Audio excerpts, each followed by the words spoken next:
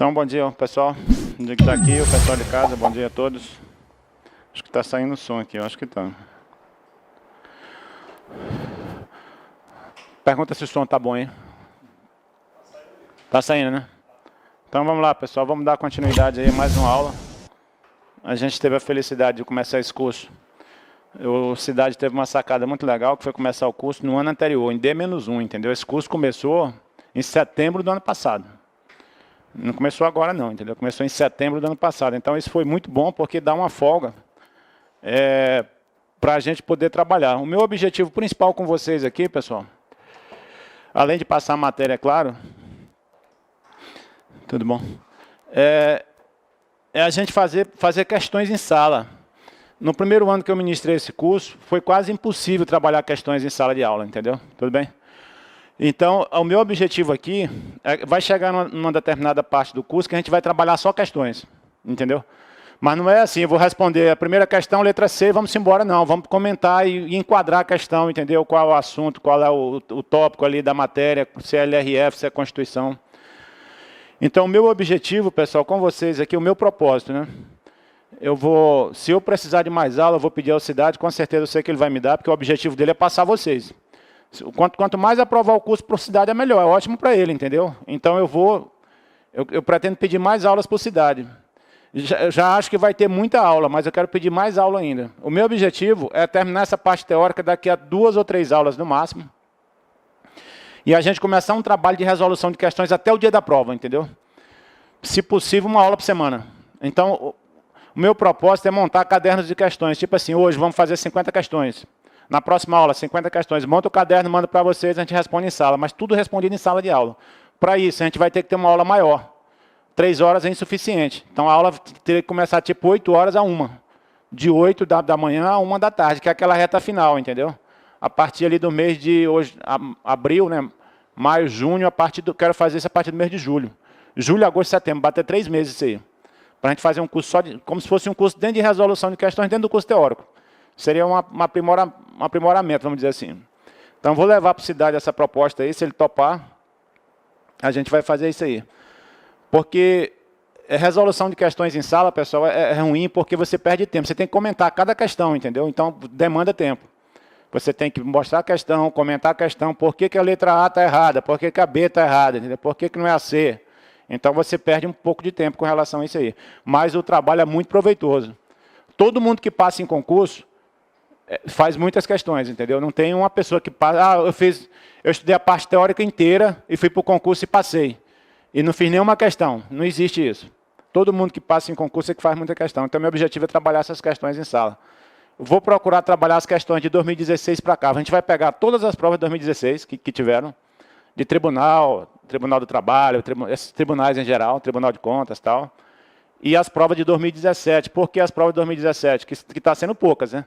Esse ano está tendo pouquíssimas provas, infelizmente. 2017, para a gente ter esse feeling de como o cara está cobrando esse negócio novo aí, do Manual de Contabilidade Pública, que mudou esses conceitos novos, essa nova estrutura conceitual. Então, a gente vê como é que está caindo isso aí, entendeu? Porque vai cair uma questão da prova nisso aí. Não tem nem dúvida que vai cair. 1 ou 2 questões vai cair.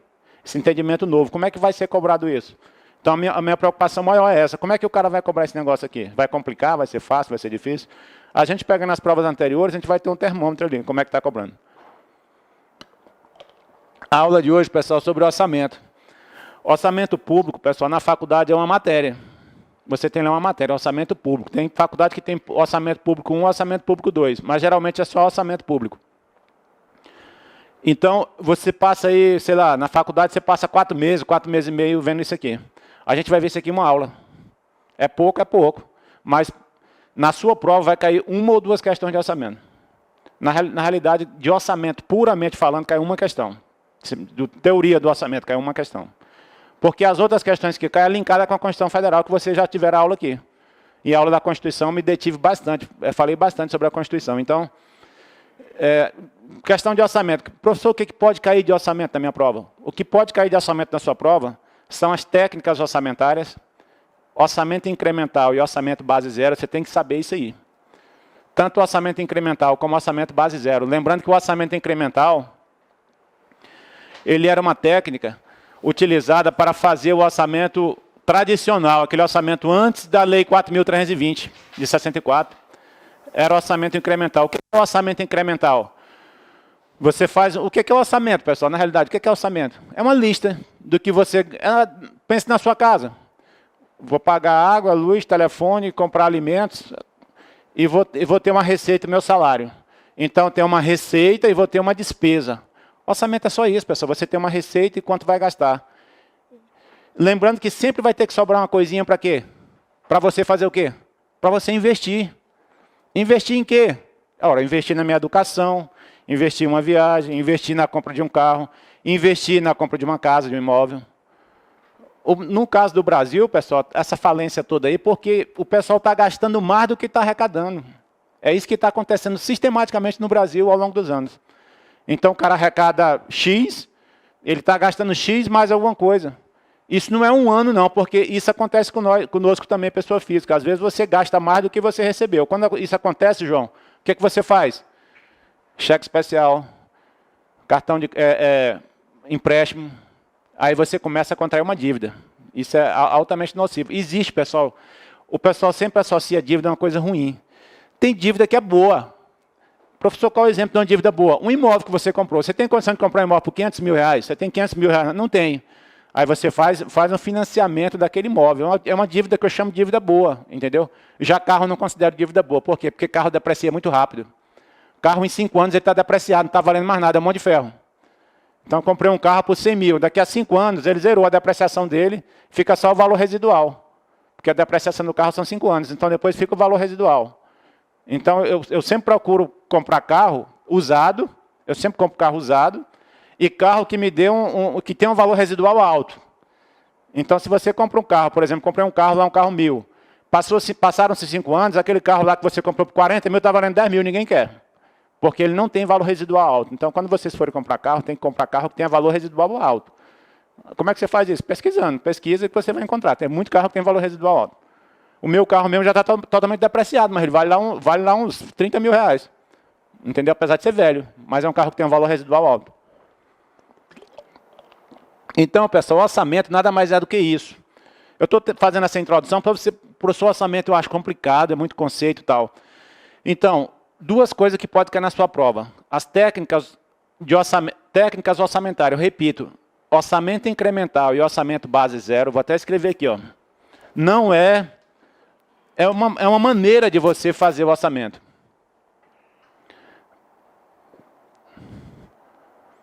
É como você vai fazer o orçamento, é uma técnica.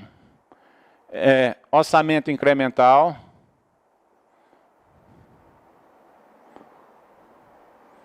E o OBZ. Esse aqui, pessoal, já caiu na prova já. Esse aqui é o seguinte, o orçamento incremental, o cara faz lá uma lista de coisas de um ano, e no próximo ano ele pega essa lista e corrige, entendeu? É o que o Temer está fazendo mais ou menos agora. Ele não congelou o orçamento e não está corrigindo agora. Todo ano vai corrigir, até 20 anos, não é isso? É mais ou menos isso que ele está fazendo. Então, o orçamento incremental, você pega aqui, ó, por exemplo, aqui, ó, aqui teve uma despesa aqui que foi 10. Ele vai pegar essa despesa aqui, pessoal, e vai corrigir, vai jogar um índice qualquer. No caso qual o índice que ele vai jogar? IPCA. Ele vai jogar o IPCA aqui, ó. Aí vamos supor que vai para 12. Aí vai botar aqui, vai para 14, vai para 15, etc. Tá? Então, essa técnica é chamada de orçamento incremental. Você pega o orçamento do ano anterior e faz uma correção nesse orçamento em cima de um índice qualquer que você determina. Tá? Essa técnica é chamada de orçamento incremental. Orçamento incremental, pessoal, não é um orçamento, é uma maneira de fazer o orçamento. Outra maneira de fazer o orçamento é o OBZ. O OBZ é o seguinte, orçamento base zero, toda vez que começa o ano, você tem que justificar por que você está pedindo aquele valor. Olha, material de consumo no meu órgão vai ser, ano passado foi, sei lá, foi 200 mil reais. Esse ano vai ser 220, tudo bom? Você está assumida, né? Esse ano vai ser 220, você tem que justificar. Por que vai ser 220? Não, porque teve inflação, porque não sei o quê, porque eu criei mais... No meu órgão foram criadas mais 3 sessões, entendeu? Você justifica, tem que justificar. Então, o orçamento base zero, você parte de quê? Parte do zero. Todo ano que começa, você tem que justificar. Lembrando que essa técnica do OBZ é a técnica usada no orçamento atual, que é o orçamento programa. Pergunta de seleção. O orçamento-programa foi implantado no Brasil quando? Qual ano? Com a Constituição de 88? Não, com a LRF não. Alguém sabe? O orçamento-programa no Brasil foi implantado quando? A partir de quando? Com a Lei 4.320 de 64.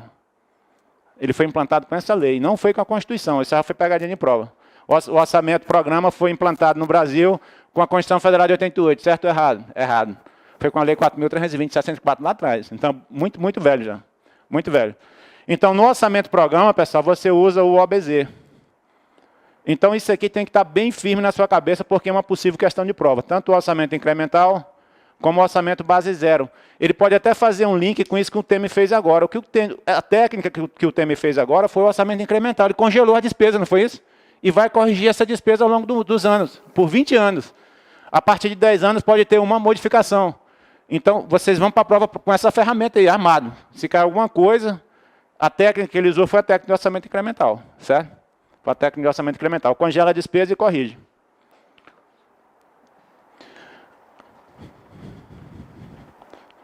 Então, vamos lá, pessoal. A aula é meio chata, meio teórica, entendeu? Eu estou dando essa introdução aqui para tentar tornar a aula mais digerível, tá? Então, o orçamento público, ó, ele tem várias facetas, ó. O orçamento, pessoal, o orçamento aqui, ó. O orçamento aqui tem várias disciplinas, orçamento público aqui, ó. Tem várias disciplinas que tocam o orçamento público. Várias disciplinas, ó. Ele é uma disciplina também, mas tem outras disciplinas que tocam o orçamento público. Por exemplo, direito tributário. Toca o orçamento público? Toca, quando o cara arrecada imposto, tá? Outra disciplina, finanças públicas. Finanças públicas, AFO. Aqui a matéria é chamada AFO. Toca o orçamento público, toca, porque as finanças, ele fala como tu vai arrecadar as receitas e como tu vai gastar isso. Outra disciplina que toca o orçamento público, contabilidade pública. Também porque você vai ter que controlar isso aqui. Inclusive tem dentro do PCASP tem o quê? Tem um subsistema chamado de orçamentário. Esse subsistema orçamentário que existe dentro do PCASP é justamente para controlar quem? O orçamento, para controlar o orçamento. Aqui você tem o que mais? Acho que tem mais coisas aqui. Direito tributário, direito também, direito financeiro. Ó. Direito financeiro também tem a ver com isso aqui, direito financeiro.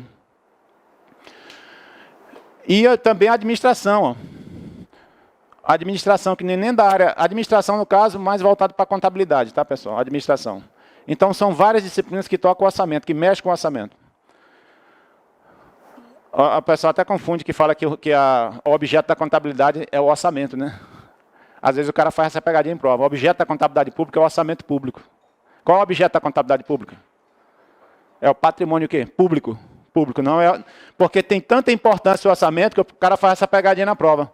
O objeto da contabilidade pública é o patrimônio público, certo ou errado? Errado. Porque o orçamento é importante, mas o objeto da contabilidade sempre vai ser sempre o patrimônio. Vamos lá, então. Então, a gerência do Estado, pessoal, entre arrecadar e gastar, seria a atividade financeira do Estado. O que é orçamento? O orçamento, pessoal, é uma forma de programação, é um planejamento que você faz. Ó. É um instrumento para planejamento público. Sendo assim, toca outro ramo do conhecimento, a ciência da administração. Ó. A ciência da administração. Porque você tem a administração e tem a administração pública, sabia? Tem essa ciência também, a administração pública. Então, o Estado, pessoal, ele sempre foi um gastador, perdulário. O Estado, há bem pouco tempo atrás, não levava em consideração o planejamento público. Ele fazia uma relação lá e gastava. Não levava em consideração o planejamento. Existem várias pessoas, pessoal, que não planejam a sua vida financeira. O que acontece com essas pessoas? Ela não consegue comprar casa, não consegue comprar carro, o cara vive sempre... Eu tenho um colega que é assim, ele não consegue fazer nada, ele vive sempre devendo. Desde quando eu conheci ele, que ele vive no cheque especial, entendeu? Aí eu passei uns 20 anos sem ver ele, e aí, o cheque especial? Continua no cheque especial. Pô, não muda, né? É reparável. Então, pessoal, o orçamento público não era uma peça de planejamento. Isso aqui antes da Lei 4.320 de 64. Era um mero instrumento contábil. Você fazia uma relação de receita e despesa, um fluxo de caixa. Aí, com o passar do tempo, o planejamento foi ganhando ênfase. Então, temos que planejar, tá? Então, temos que fazer. Então, o Estado evoluiu para um orçamento chamado de orçamento-programa. O orçamento que está em vigor hoje, qual é o orçamento? Orçamento-programa. Por que tem esse nome, orçamento-programa?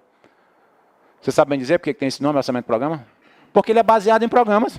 Olha, besteira. Porque ele é baseado em programas. Programa de quê? Programa de trabalho.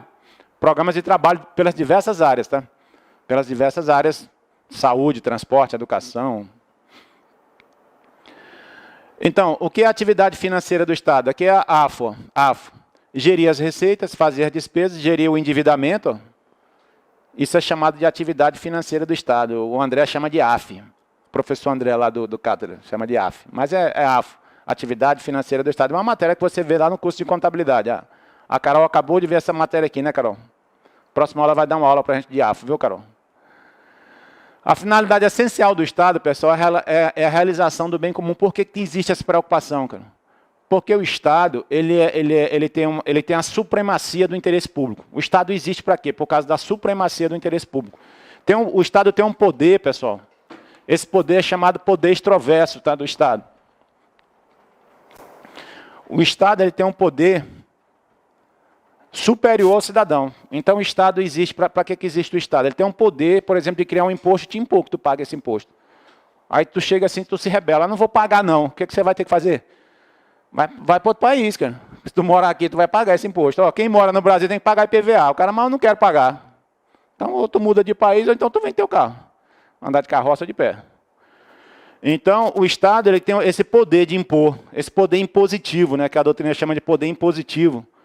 E outros chamam de poder extroverso, que é quando você funda um Estado. O que caracteriza, pessoal, a fundação do Estado? O que caracteriza a existência? A partir de hoje, esse Estado existe. Ele tem que ter povo, território e governo soberano. Né? Geografia, lá da quinta série. Povo, território e governo soberano. Mas ele tem que ter o quê? Uma Constituição. Uma Constituição federal para reger esse Estado. Reger as pessoas, reger o Estado de um modo geral. Os poderes, entendeu? A Constituição ela faz isso. No artigo 5º, ela diz o quê? Direitos individuais, né? E a partir do artigo 40, se eu não me engano, ele começa a formar o Estado, os poderes. O poder legislativo será formado por isso, o poder executivo será formado por isso, o poder legislativo vai ter isso e isso, vai ter o Ministério Público, certo? Então, ali você está formando o Estado brasileiro. Ali. Você está formando todo o Estado. Quem mora nesse Estado vai ter os seguintes direitos e garantias individuais. Artigo 5º, são 74 incisos lá. Não pode ser preso, não pode ser isso, não pode ser aquilo. Aí tem um monte de direito lá, direito pra caramba.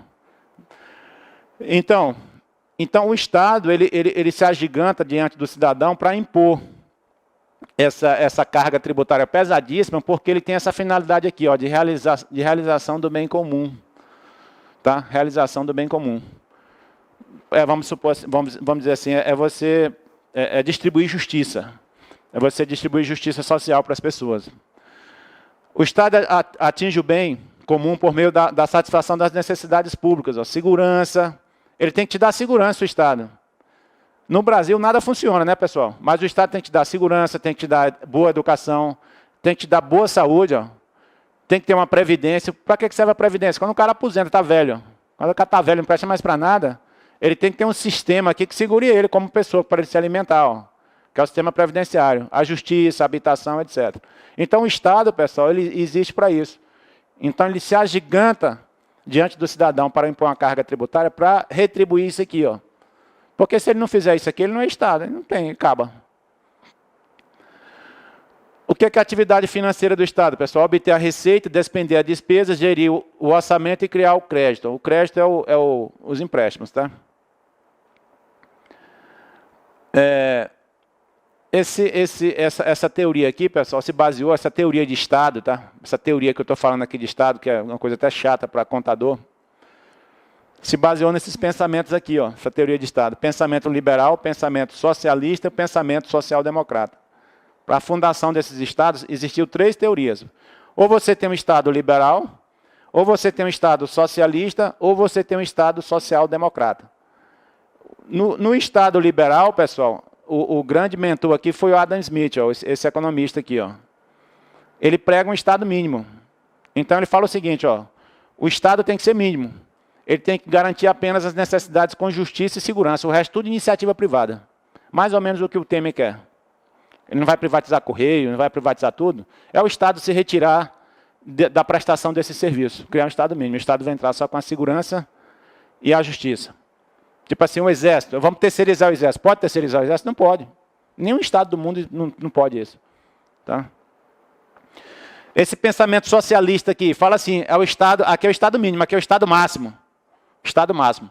O mentor aqui foi o Karl Marx. Isso aconteceu lá na Rússia. O principal país que esse fenômeno se deu na prática foi na Rússia. Ou seja, o Estado vai fazer tudo. Chegou-se ao ponto que disse, não dá muito certo não. É tão tal que a Rússia caiu, né, em 89. Se eu não me engano foi 89, né? Foi em 89 que a Rússia caiu e teve que abrir a economia. A economia da Rússia era totalmente fechada. Então eles produziam tudo. Sapato, carro, o Estado produz tudo. Então, o Estado máximo. Então, o Estado ele não tem como produzir tudo. Pelo menos está provado na prática que não. E tem o pensamento social-democrata, pessoal, que é o meio termo entre um e outro. Tá? Esse Keynes aqui é o pensamento keynesiano, do Keynes. É Diogo Maynard Keynes, é um pensador, se não me engano, americano. O Estado participa ativamente do processo produtivo em fase de recessão. É o que está acontecendo no Brasil agora, que os economistas chamam na televisão daquele nome bonito de períodos o quê? Anticíclicos da economia. Nos períodos anticíclicos, o que acontece? O Estado intervém na economia para o quê? Para fazer com que a economia gire de novo. É justamente o que nós estamos vivendo agora, aqui no Brasil. O Estado está intervindo na economia para a economia girar, que eles chamam de período anticíclico. O nosso Estado, pessoal, ele se aproxima mais desse pensamento aqui, ó, social-democrata, né? O Fernando Henrique foi que fez isso aqui, ó, a tal da social-democracia, né? O Estado participa do processo produtivo em fase de recessão ou depressão econômica. Nós estamos numa profunda depressão econômica, visando fomentar o emprego, 14 milhões de desempregados, e a renda nacional que está caindo. Então, o pensamento que está dominando aqui no Brasil é esse. Tem uma corrente no Brasil que prega essa aqui, é o Estado mínimo. O Estado não tem que intervir em nada, porque o Estado é altamente incompetente, tal. Eu não concordo muito não, tá? Por exemplo, se você contrata um funcionário público, o funcionário não faz nada, a culpa não é do funcionário, a culpa é de quem? É do sistema que não cobra ele. Porque aqui no Brasil é o seguinte, quando o serviço está ruim, você bota a culpa em quem? É no funcionário, que é preguiçoso. A culpa, pessoal, é do sistema que não cobra ele, não cobra meta, não cobra nada para ele. Bota ele para trabalhar lá e larga ele lá. A culpa é do sistema. Se chegar, ó, a partir de hoje você vai ter que emitir 30 guias por dia. Você vai ter que me dar isso aqui como resultado. Você vai ter que dar resultado. Tá? Então tem que ter um sistema que garanta isso aí. É o sistema que é culpado. Porque, historicamente, no Brasil, quem paga a conta sempre é o funcionário público. Né? A Previdência quebrou, a culpa é do funcionário. A culpa é do Estado.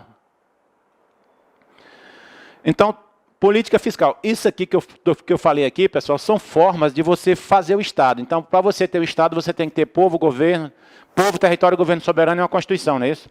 A Constituição vai te cobrar um monte de coisa de você, de impostos, para poder te retribuir saúde, educação, tal. Então, esses pensamentos aqui são as formas de organização do Estado. Pensamento liberal, pensamento socialista, pensamento social-democrata. Isso aqui nunca caiu na sua prova. Tá? Agora, isso aqui cai na sua prova. Isso aqui cai na sua prova. Então, ó, funções, aqui são funções do orçamento. Função alocativa, função distributiva e função estabilizadora. Isso aqui cai na sua prova. Tá? Isso aqui são funções do orçamento. Então, a política fiscal. Entende-se a atuação do governo no que tange a arrecadação. Política fiscal é o quê, pessoal? Arrecadação de impostos. Arrecadação de impostos. Quando o governo faz política fiscal, ele está mexendo com a arrecadação de impostos e aos gastos. Além do cumprimento de metas e objetivos governamentais no orçamento. Política regulatória engloba o uso de medidas legais como decretos, leis, portarias para se alocar, distribuir os recursos e estabilizar a economia. Com o uso dessas normas, diversas condutas podem ser banidas, como a criação de monopólios, cartéis. Por exemplo, aqui no Brasília tinha o quê? O cartel do combustível. Não tinha um cartel do combustível aqui em Brasília? Não é só em Brasília, não. No Brasil inteiro tem cartel de combustível. O que foi que o governo fez? Tem um órgão chamado CAD, Conselho de Desenvolvimento Econômico, né? O CAD, que foi lá, interviu e quebrou. Está tentando quebrar esse cartel. Porque quando você cria um cartel, você cria uma falha de mercado. Ou seja, os preços, quem vai ditar é o cara que tem o dono do cartel. Os preços, pessoal, quem tem que ditar somos mais ou menos nós, entendeu? A oferta e procura. Oferta e procura, entendeu? Isso é que dita um preço. O cara procurou mais, procurou menos, o produto é raro. Por que o diamante é caro? Porque é raro. Então, a política regulatória existe para isso. Então, o Estado ele tem várias agências aqui, ele criou várias agências principalmente depois do governo Fernando Henrique, para intervir na economia. Então, você tem a ANA, você tem a Anatel, você tem a Anvisa, você tem várias agências que o Estado cria justamente para corrigir essas falhas de mercado, entendeu? Aí eu tenho uma empresa aérea, vou cobrar, o trecho vai ser R$3.000. Aí, pô, mas o trecho, por exemplo, Rio, um exemplo aqui, Brasília, Rio, sei lá, R$300 a passagem. Não, mas a minha empresa vai ser 3.000.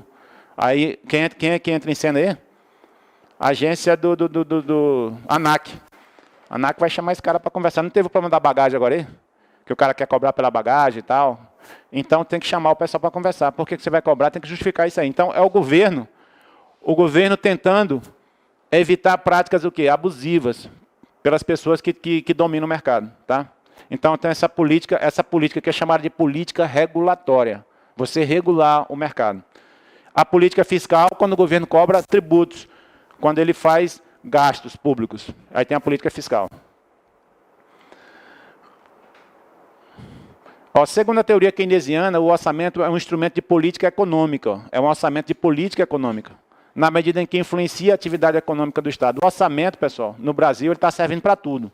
Porque quando o Odebrecht distribui 12 milhões para o PT, ele não está distribuindo 12 milhões do orçamento dele, não. De onde é que ele está distribuindo esses 12 milhões?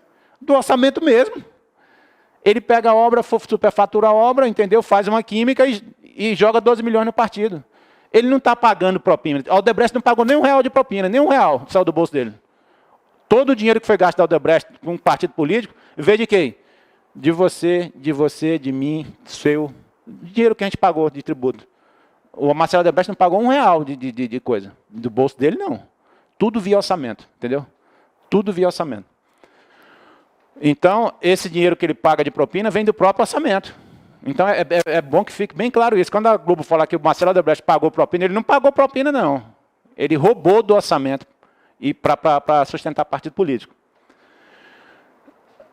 Então, o Keynes, pessoal, ele fala o seguinte: o orçamento é um instrumento de política econômica poderosíssimo. Por que o orçamento é um instrumento de política poderoso? Porque o volume de dinheiro é muito grande, entendeu? Se você pegar o impostômetro lá da Procuradoria da PGFN lá, que tem um impostômetro, é muito dinheiro, cara. É muito dinheiro.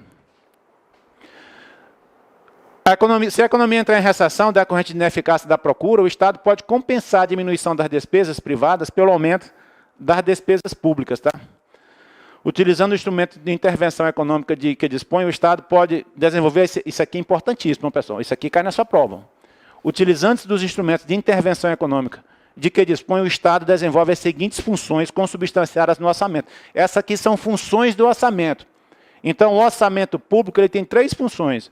A função alocativa, a função distributiva e a função estabilizadora. Então, quais são as funções do orçamento? Função alocativa, função distributiva e função estabilizadora. Isso aqui já caiu nessa prova. Essa atuação é devido à existência do que denominamos de falhas de mercado. Vou dar um exemplo aqui. Essa rodovia que foi construída aqui de Brasília a Goiânia, uma rodovia padrão, né? Foi construída de Brasília, foi duplicada, tal. Algum órgão privado, alguma Odebrecht da vida, ia fazer essa obra, mesmo que fosse para pedagiar, não faria. Por exemplo, rodovia, ferrovia, iniciativa privada não faz. Ela pega pronta, né? Por exemplo, quem cuida aqui da rodovia é uma iniciativa privada, mas o cara pegou pronto. Eu digo fazer do zero. Ninguém faz. Por quê? Porque o investimento é alto, é muito alto o investimento, e o retorno é muito a longo prazo, é tipo assim, 20 anos, 30 anos. A iniciativa privada não quer esse retorno a longo prazo, ela quer logo. Então, é 2, 3 anos, trabalha com o universo de 2, 3 anos. Então, mas e aí, vai ficar sem rodovia? Não, quem que vai ter que fazer isso aí? Existe uma falha de mercado. Por que falha de mercado? Porque ninguém vai querer fazer aquele serviço. Ninguém vai fazer aquela ferrovia Norte-Sul, por exemplo. Quem está fazendo é o governo. Ninguém na iniciativa privada quer fazer. Porque é muito alto o desprendimento de recursos. E o retorno é a longo prazo. Quem é que vai fazer isso aí? O governo. Isso é chamar falha de mercado. Então, é o governo que vai fazer isso aí. Então, essa falha de mercado, pessoal, é uma situação na qual a simples interação entre os consumidores e produtores... O que é mercado? Gente querendo comprar e gente querendo vender. Gente querendo comprar e gente querendo vender. Algumas coisas é mais caro, algumas coisas são mais baratas, entendeu? Mas é essa guerra. A interação entre consumidores e produtores não leva à melhor alocação possível dos recursos públicos. Então, existe essa falha de mercado quando você não consegue. Vou chamar a pessoa para construir a rodovia, ninguém se voluntariou. Vou construir uma hidrelétrica. Tu acha que alguém da iniciativa privada vai construir uma hidrelétrica para tirar esse... Tipo assim, você vai trabalhar 20 anos para tirar o investimento, a partir do 20º ano você vai ter lucro. Ninguém quer. Quem que vai ter que fazer? O governo. É o governo que faz. Então, a função alocativa é aquela que atribui ao Estado a responsabilidade pela alocação dos recursos existentes na economia, quando, pela livre iniciativa de mercado, isso não ocorrer. Um bom exemplo dessa função é apresentada pela iniciativa do Estado em realizar obras que trarão grandes benefícios à população. Por exemplo, construção de uma rodovia, construção de uma hidrelétrica, construção de uma ponte. Tá? Então, a iniciativa privada não vai topar fazer isso aí. Quem que vai... Então, existe uma falha de mercado, ninguém quer fazer. Então, quem que vai fazer isso aí? O governo. O governo que vai fazer. Quando isso ocorre, pessoal, o orçamento está cumprindo essa função aí, função alocativa. A função distributiva é representada, de fato, pela melhoria na chamada distribuição da renda gerada na economia. Políticas de tributação progressiva da renda, com a consequente adoção por parte do governo de programas como Bolsa Família, representa claramente uma política distributiva do governo, retirando a princípio daqueles que ganham mais e passando para o que ganha menos. O governo se torna meio de Robin Hood aí, né? Robin Hood. Por exemplo, eu tenho um Fusquinha de 70, eu sou isento de PVA. O Vasconcelos tem uma Ferrari, 2016. Vai pagar um IPVA lá estratosférico. Isso aí, nas finanças públicas, é política de distribuição de renda. Está tirando de você, que tem mais, para dar para o coitadinho lá do Bolsa Família. Aí o cara mora num apartamento de 30 metros, de uma kit de 30 metros quadrados, IPTU dele, sei lá, R$1.000. O outro mora no Lago Sul, uma casa de 1.000 metros quadrados. Quem que vai pagar maior IPTU? O cara que mora na casa de 1.000 metros quadrados. Porque, teoricamente, ele é mais rico. Ele vai ter que contribuir mais, meu amigo. É que nem o imposto de renda da gente. Então, eu pago 1.000 e pouco de imposto de renda. O coronel paga quanto? Paga, sei lá, 2.000 de imposto de renda. Por quê? Ele tem que pagar mais. Por quê? Porque ele ganha mais. Essa é a teoria, mais ou menos, entendeu? Tirar de quem ganha mais. Para fazer essa distribuição aqui, ó. A função distributiva governamental é implementada no país por meio de políticas públicas que visam a conceder benefícios a famílias de menor poder aquisitivo. Dentre esses benefícios, inclui-se a realização de transferência de recursos públicos, a exemplo do programa Bolsa Família. Muito criticado esse programa aqui, Bolsa Família, porque o cara recebe... O grande problema do Brasil, pessoal, é que você dá a coisa e não tem contrapartida nenhuma. Eu vou te dar isso aqui, mas você não vai me dar nada, entendeu? Tem que ter uma contrapartida, pessoal. Por exemplo, a saúde no Brasil está muito ruim. Porque o cara, ele vai no posto de saúde, ele tem tudo de graça, ele não tem contrapartida, tem que ter uma contrapartida mínima, entendeu? Que o cara pagasse R$1, sei lá. Mas que tinha que ter uma contrapartida, porque quando você paga a contrapartida, você valoriza. Quando você não paga nada, aí você tende a desprezar aquilo ali, entendeu? Ah, é público mesmo, vamos quebrar mesmo. Tinha que ter uma contrapartida. Criar uma maneira de... olha, eu não tenho nada, eu sou pobrezinho. Então é o seguinte, ó, tu vai pintar essa sala aqui, tu é pintor, tu é carpinteiro, tu faz o que na vida? Tu faz alguma coisa. Então tu vai ter que dar um dia de serviço aqui. Teu filho vai ser atendido aqui, tu vai dar um dia de serviço, vai pintar essa sala aqui. Só para não ficar de graça total. Porque aí o cara valoriza. Opa, aquela sala ali foi eu que pintei. Mas não vai ninguém poder quebrar aquele ali, não. Então, no Brasil, existe esse assistencialismo, né? Você pegar a coisa, dá para a pessoa de graça. Ele não faz nada. Eu estou aqui deitado e estou recebendo.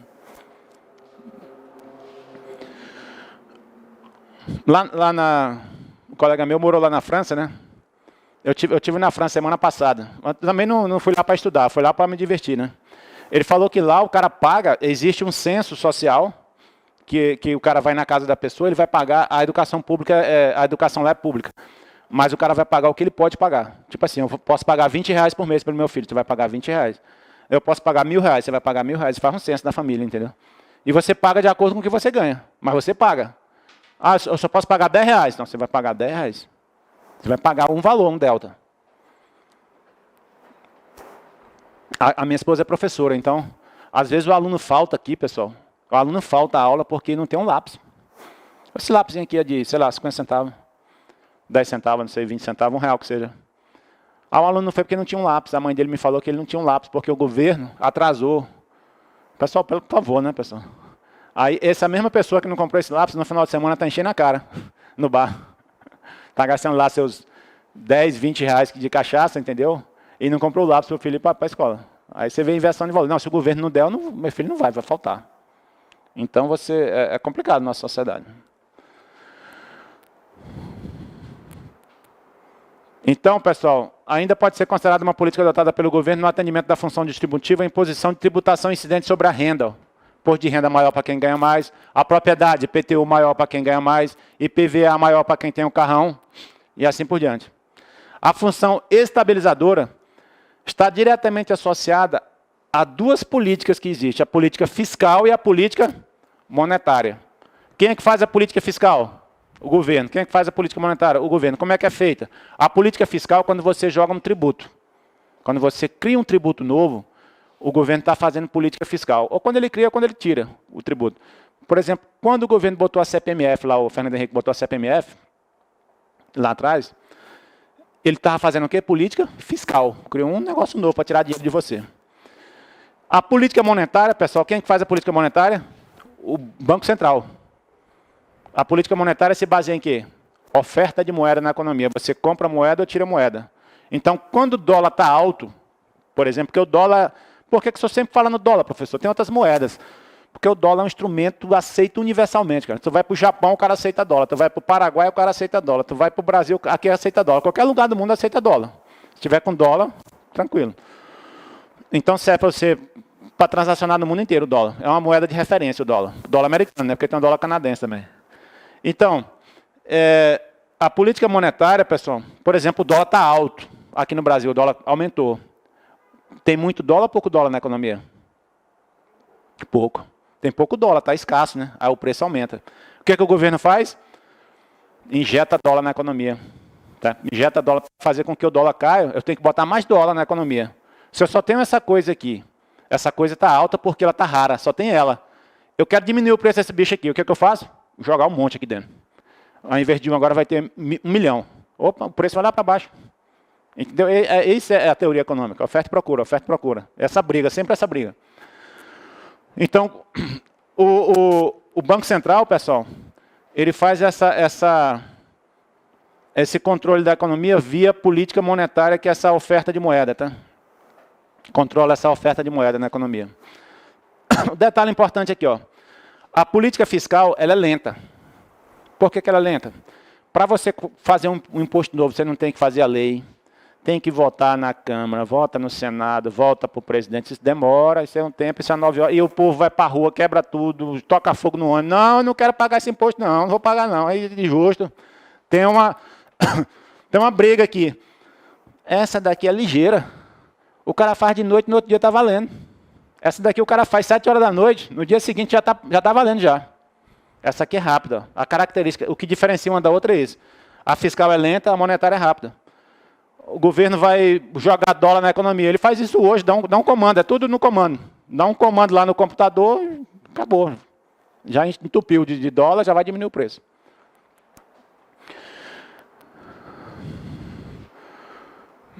Isso aqui, pessoal, chama demanda agregada ou PIB. Alguém já viu essa fórmula na vida?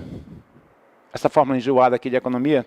Na hora que você abre um livro de economia, a primeira coisa que tem, na primeira página, meu caro, você vê essa fórmula, aí você já desanima. Não vou estudar isso não, muito complicado. Porque a economia se baseia nisso aqui, ó. Demanda agregada ou PIB. Tá? Aqui tem umas variáveis que o cara vai sensibilizar. É papo de economês, né? Sensibilizar aquela variável lá. Tem coisa que tem demanda inelástica. Demanda inelástica, quando você diminui, o cara continua consumindo. Tá? Então, a diferença entre a política fiscal e a política monetária encontra-se apenas em qual variável impactada diretamente. Qual variável aqui da demanda agregada vai ser impactada? No caso do aumento dos gastos, a variável estimulada é o próprio gasto. Então, você tem aqui consumo das famílias, investimento, gastos do governo, e aqui você tem exportação menos importação. Aqui você tem a balança comercial. A balança comercial. Tá? Então, tudo num país, pessoal. Lógico que isso aqui é uma fórmula que você pega um livro de economia, começa com isso aqui, o cara destrincha isso aqui em 300, 400 páginas. Quem gosta disso aqui, viu, Bruno? Tem um cara lá que é economista, o doutor, lá no Ribamar. O Ribamar, ele adora essa fórmula. O Ribamar, ele é economista, lá ele é doutor em economia, trabalha com a gente lá. Ele é o economês puro. Então, aqui, pessoal, aqui é o consumo das famílias. Quando você quer... Como é seu nome? Viviane, quando você quer estimular, eu quero estimular que as pessoas, que as famílias no Brasil consumam TV de LED. Eu coloquei uma fábrica, olha só como é que funciona o negócio.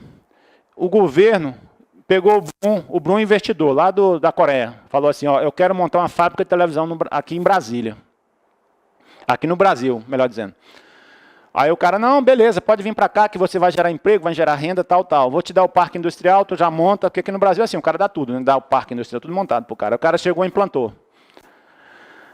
Eu quero estimular o consumo de TV de LED. Eu quero estimular o consumo das famílias no que diz respeito à TV de LED. Tá? O que eu tenho que fazer? Baixar o imposto de TV de LED. Foi o que o governo fez, o Lula fez com a linha branca. Tirou IPI, zerou IPI, né? Baixou o ICMS. O que aconteceu? Todo mundo foi comprar máquina de lavar, até eu. Todo mundo foi comprar máquina de lavar. Ele estimula você a consumir. Ah, eu quero estimular o consumo de veículo. Baixa o imposto que a galera vai consumir, cara.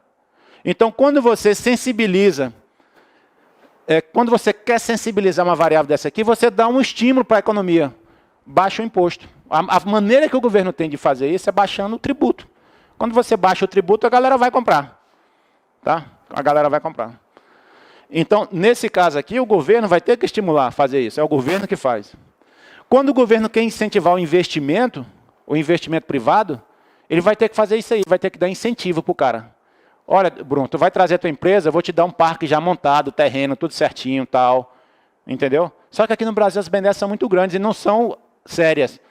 Vou dar essa benesse para o Bruno, porque o Bruno é meu amigo, ele me ajudou na campanha, tá? Não é uma coisa assim, não é... É tudo... No Brasil tudo é desvirtuado, pessoal. Então, tem como o cara melhorar o país? Tem. É só ter seriedade nas coisas que o Sérgio Moro está tentando fazer. Fazer as coisas sem esse vínculo. Não vou fazer para um cara porque o cara é meu amigo, vai me ajudar, sem esse retorno, entendeu? Pensando, preocupado com o país, não com ele. Aqui as pessoas estão preocupadas com elas mesmas. O Sérgio Cabral, por exemplo, está preocupado com ele, com a família dele. O Estado que quebre, não estou nem aí com o Estado. Não tem um compromisso com o Estado, não. Mas quem elegeu ele foi o povo. É fogo, né? Então aqui você vai ver, aqui são os gastos do governo. O governo tem gasto? Tem muito gasto. Aqui são os gastos do governo e aqui é a balança comercial. Tá? No caso da redução dos tributos, o resultado se dá nas variáveis consumo dos trabalhadores, consumo das famílias e no investimento das empresas. Ou seja, quando você mexe no tributo, você influencia essas duas variáveis aqui. Tanto o investimento, o cara que vai trazer a empresa para investir, e as famílias que vão consumir mais aquele determinado produto. Uma linha branca da vida, vamos supor. Então, adicionalmente à política fiscal, a política monetária é realizada pelo Banco Central. Ele visa controlar o excesso de moeda na economia, aquilo que eu falei do dólar, né? Fazendo com que a circulação desta seja suficiente para dar lastro às transações de bens e serviços no mercado real. Ressalto as diferenças existentes entre a política fiscal e a política monetária. A política fiscal ela é mais lenta. Ela é mais lenta. Porque necessita de tempo, aprovação, discussão, toca fogo no ônibus e tal. De forma contrária, a política monetária vai ter a vantagem por ser mais rápida, né? Uma vez que as decisões da autoridade monetária quanto ao controle de liquidez são tomadas diariamente. De forma contrária, as desvantagens se encontram no fato de que a política monetária tem caráter nacional. A política fiscal... Tem essa diferença também, pessoal. A política fiscal é um setor da economia. É linha branca. É veículo. É moto. Você determina a política fiscal. A política fiscal você estimula um setor específico. A política monetária ela é genérica. Aí você não está estimulando nada. Desvantagem se encontra no fato de que a política monetária tem caráter nacional. Estimula um setor específico. Não atingindo um setor econômico específico. Nos modos da política fiscal. A política fiscal ela demora mais, mas ela vai naquele setor. A política monetária não. Vou diminuir a oferta de dólar, vou aumentar a oferta de dólar, mas não está direcionando para ninguém. Quem estiver no mercado aí vai se beneficiar ou não. Tá bom? Então fique com essas ideias aí. Política fiscal é lenta. Vantagem, a desvantagem. Vantagem, estimula um setor específico. A política monetária é rápida. Desvantagem, é genérica. Ela não mexe com setor algum. É genérica. Deixa eu ver o que tem de importante aqui. Aqui é blá, blá, blá. Esse conceito aqui, pessoal, vocês leem essa apostila em casa, tá? Eu estou passando aqui algumas transparências aqui, porque eu acho que não é tão importante. Eu estou indo mais importante. A definição mais usada de orçamento, pessoal, é desse professor aqui, ó. Professor Aleomar Baleiro, tá? Os caras já até morreu. Eu acho que já morreu. Porque desde quando me entendo por gente que eu ouvi falar desse cara. Esse cara é um estudioso de orçamento. Então, a definição mais usada... Não tem aquele professor Eli Lopes Meirelles que morreu? Esse morreu mesmo, que eu sei que morreu. Quem está editando o livro dele é a filha dele. Aquele Direito Administrativo, não tem? Aquele era o melhor livro de Direito Administrativo. Até a década de... No ano 2000, era o melhor livro do Brasil. É Eli Lopes Meirelles. E esse cara aqui é bom mãe orçamento. Então, todo mundo usa esse conceito aqui, ó. É o cara que melhor definiu no Brasil o orçamento foi esse cara, ele é o Mar Baleiro. O orçamento é um ato pelo qual... É um ato pelo qual o Poder Legislativo... Quem é o Poder Legislativo? Câmara e Senado. Então, a Câmara e o Senado autoriza o Poder Executivo, o presidente, por um certo período, por quê? Porque ele é anual, todo ano muda, por um certo período, em pormenor, a realização das despesas destinadas ao funcionamento dos serviços públicos e outros fins adotados pela política econômica geral do país, assim como a arrecadação das receitas criadas em lei. Esse aqui é o conceito, o melhor conceito que existe no Brasil de orçamento público. Quem melhor conceituou foi o professor Aleomar Baleiro. Então, esse conceito aqui, pessoal, é completo e é bom que vocês tenham ele... em mente, tá? Porque desse conceito você destrincha aqui todinho, ó. Ele é um ato, é um instrumento unilateral. O que difere um ato de um contrato? Um contrato, eu faço com você, você concorda ou não, né? É bilateral o contrato. Vamos fazer um contrato? Vamos. De que é? Não, de prestação de serviço. Você vai me prestar o serviço, eu vou te pagar e a gente vai assinar o contrato. O ato, ele é unilateral. Só depende da vontade de uma pessoa. Exemplo de ato unilateral. Herança. Tenho 2 filhos, eu tenho 1 milhão de patrimônio. Vou deixar 300 para o meu filho, que é homem, e 700 mil para minha filha. Isso aí é o quê? É um ato de vontade minha. Ah, professor, mas você tem que deixar metade... Não, não está escrito. Isso é herança. Eu posso até deserdar meu filho? Não vou dar nada para meu filho, não. Ele já é rico, já vou deixar tudo para minha filha. Então, o ato é uma coisa unilateral. Eu que decido sozinho. Ninguém... Não é diferente de contrato. Contrato existe uma mutualidade de vontades, uma união de vontades. Então, herança, testamento, esse negócio aí, tudo é ato. Então, ato, instrumento unilateral, não é contrato. Tá? É um ato administrativo. O orçamento, pessoal, no Brasil é um ato administrativo. Por incrível que pareça, não é lei. Ele é travestido de lei. Professor, mas é lei orçamentária anual. Ele é chamado de lei, mas ele, na realidade, ele é um ato. Ele é tão tal que ele não pode ser atacado por ADIM. O orçamento não pode ser atacado por ADIM, porque ele, no sentido material, ele não é lei. Ele é um ato travestido de lei, fantasiado de lei, mas ele é um ato. Ele não pode ser atacado por ADIM, como as leis normais, pode ser atacado por ação direta de inconstitucionalidade. Qual o instrumento usado para atacar o orçamento? Você contesta, eu não concordo com esse orçamento, não. Qual o instrumento? No Supremo. Você pode fazer isso no Supremo, um partido político pode, é um mandado de segurança. Ele não é atacado por ADIM. Então, é um ato, tá? Instrumento unilateral. O orçamento é um ato pelo qual o Poder Legislativo autoriza o Executivo. No Brasil, temos 3 leis, ó, PPA. Professor, isso é muito difícil para mim, porque é lei de diretriz orçamentária, é lei orçamentária anual, é lei do PPA. Isso agora fala que é ato. Ele é um ato, pessoal, travestido de lei, vestido de lei, mas não é lei. Para alguma coisa ser lei, pessoal, em sentido material, são necessários 2 requisitos, abstração e generalidade, ou seja, ele tem que ser abstrata e genérica. Artigo 121 do Código Penal, matar alguém. Ele falou quem matou, quem morreu? Não, matar. Quem faz aquele verbo lá, matar, está enquadrado na lei. É genérico. Matar alguém. Homicídio, pena de 12 a 30 anos. Que tem os requintes, né? Motivo torpe, cruel, sem defesa para a vítima, tal. Então,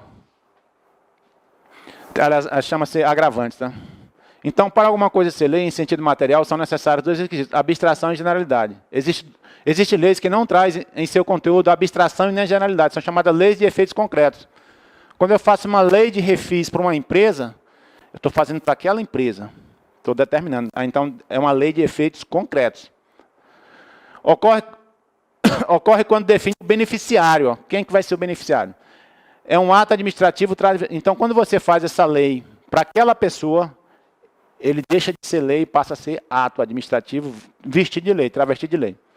Logo, o orçamento público, pessoal, é uma lei de efeitos concretos. E, como tal, é uma lei meramente formal. Ó, formal. É um ato administrativo travestido de lei formal. O orçamento público no Brasil é autorizativo porque é uma condição necessária para a execução da despesa, mas não suficiente. Ou seja, o orçamento... Teve uma questão dizendo que o orçamento era totalmente impositivo, né? Questão do ano passado, eu acho. O orçamento é uma lei, é um ato autorizativo. Ele autoriza o Poder Executivo a gastar, mas não obriga. O que eles tentaram fazer no ano atrasado, em 2015, né? Foi tentar fazer com que o orçamento fosse impositivo. O que seria o orçamento impositivo? Você tem que comprar, você tem que gastar com material de consumo do teu órgão 300 mil. Tu vai ter que gastar 300 mil. O governo não podia contingenciar esse orçamento. Tu tem que gastar aquilo ali e acabou. E engessar tudo, né? Ia piorar. Então, o gestor não é obrigado a realizar a despesa, só pelo fato de constar no orçamento, não. Ali é um instrumento de planejamento. É um instrumento de planejamento. O orçamento é um ato pelo qual o Poder Legislativo autoriza o Poder Executivo. A iniciativa, pessoal, é exclusiva do chefe do Poder Executivo. Já vi questões já dizendo que se o Executivo se omitir em apresentar a proposta orçamentária, o Legislativo pode suprir essa omissão. Não. É a iniciativa privativa dele, do Executivo. É exclusiva dele. A Constituição fala privativa, mas a doutrina chama exclusiva. A iniciativa é exclusiva do chefe do Poder Executivo, de cada ente. União, presidente, Estado. O governador, no município, o prefeito. O vício de iniciativa não permite convalidação. Ou seja, o cara não apresentou, o Legislativo vai lá e apresenta. Não pode. Só pode ser ele. A iniciativa da lei orçamentária é de competência privativa do Poder Executivo, não podendo ser suprida por outro órgão. O STF, pessoal, tem entendido que projetos de lei de anistia tributária, que a princípio não são de iniciativa exclusiva do Poder Executivo, mas pode ter impacto no orçamento, tá? O STF tem entendido que projetos de lei de anistia tributária, que a princípio não são de iniciativa exclusiva do chefe do Poder Executivo e, portanto, podem ser considerados pelo Poder Legislativo, causam impacto no orçamento. A anistia tributária não é de iniciativa exclusiva do chefe do Executivo, mas ela tem impacto orçamentário. Ela pode ser aprovada por iniciativa de um senador, por exemplo, um parlamentar qualquer, um deputado. Só que o STF se pronunciou no sentido de que, para essa anistia valer, tem de constar da proposta orçamentária do Executivo. Eu vou fazer uma lei de anistia. Meu filho, essa lei de anistia tem que estar lá, tem que estar dentro do orçamento lá, porque isso aqui vai ter impacto no orçamento. E a iniciativa da lei de orçamento é do Executivo, então tem que passar por ele tem que concordar. Então, caso isso não ocorra, vai pecar por vício de inconstitucionalidade, porque isso aqui é uma lei, a lei de anistia é uma lei. Tá? O orçamento não pode ser atacado por ADIM. Os atos administrativos não podem ser objeto de ADIM. O que é ADIM? Ação direta de inconstitucionalidade. Quando você faz uma lei, o que quer dizer isso, ação direta de inconstitucionalidade? O que é isso? Palavra bonita, né? Ação direta de inconstitucionalidade. Você fez uma lei que a lei está arrebentando a Constituição. Tipo assim, eu estou fazendo uma lei aqui que vai ter pena de morte no Brasil. A Constituição proíbe pena de morte. Então essa lei aqui é o quê? Inconstitucional. Ela vai ser atacada por quê? Por ADIM, ação direta de inconstitucionalidade. Então, quando você vai fazer uma lei, você tem que ver todo o ordenamento jurídico posto do Brasil. Na hierarquia, na pirâmide de Kelsen lá, qual é o maior lá?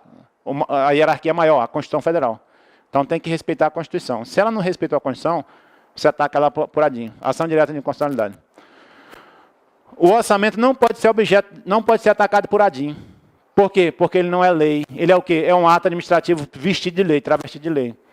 Então, o instrumento utilizado é o quê? O MS, o mandado de segurança. Então, se você quer... vamos supor que o Vasconcelos seja um deputado e ele não concordou com um negócio que está lá no orçamento, lá, com alguma obra, sei lá. Eu quero contestar isso aí. Ele pode contestar? Pode, é direito dele. E onde é que ele vai contestar? No STF. Qual o mecanismo que ele vai usar? Mandado de segurança. Seria uma questão bem interessante isso aqui, ó. E 99,9% dos alunos ia colocar DIN. Porque é lei ataca por ADIM. Então, pessoal, esse blá blá blá todo aqui, eu espero que esteja entendendo alguma coisa. Estão entendendo alguma coisa? Não, né? Lógico. De tudo que eu falei aqui, pessoal, toda essa baboseira que eu falei aqui, o mais importante que você tem que levar para a sua prova são essas funções do orçamento. Saber que o orçamento tem 3 funções. Tem 3 coisas que ele vai fomentar. A função alocativa, a função distributiva e a função estabilizadora. Você tem que estar bem firme com isso aí, porque isso aí já foi objeto de prova, poderá ser de novo. Não da mesma forma que caiu, mas com outra conotação, tá? Muito importante isso aqui. Essas funções do orçamento. Agora, pessoal, vamos para esse tema aqui, ó. História do orçamento público. Então, nós tivemos no Brasil, pessoal, 3 orçamentos. Nós tivemos o orçamento tradicional, nós tivemos o orçamento de desempenho e nós tivemos o orçamento programa. Importantíssimo isso aqui que eu vou falar, ó.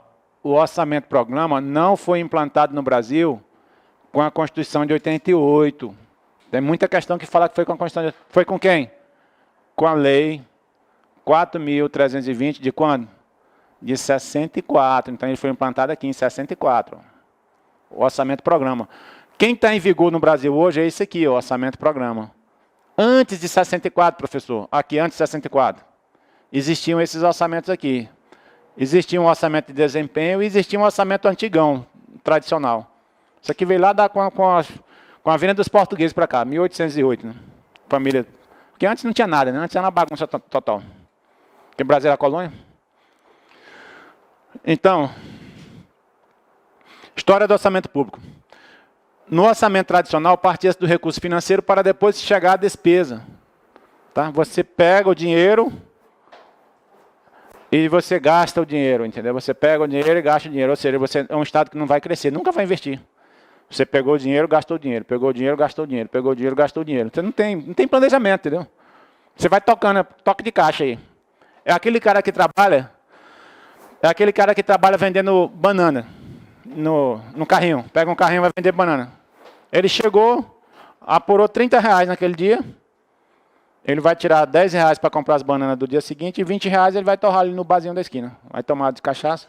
E no outro dia ele vai fazer a mesma coisa, e no outro dia a mesma coisa, e no outro dia a mesma coisa. O que vai acontecer?